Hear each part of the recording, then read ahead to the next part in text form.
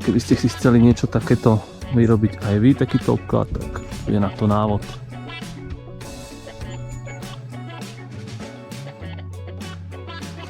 Takže pílu si nastavím zhruba na 4 mm.